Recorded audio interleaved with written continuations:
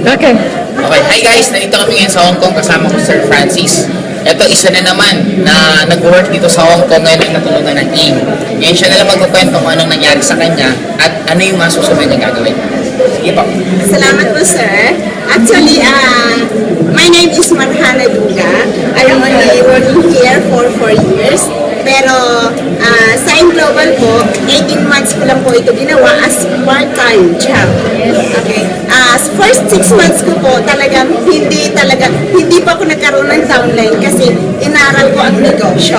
After that, doon na po talaga humataw na talaga ako kahit na busy ako sa trabaho, sa amo ko.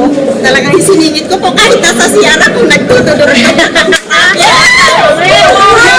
Kumita pa ako ng 100K from January 1 to January 27. Palakpakan po natin ng Ngayon na 2014 siya. Opo, ito na po, pauwi ako sa January 4. February 4. February 4, sorry.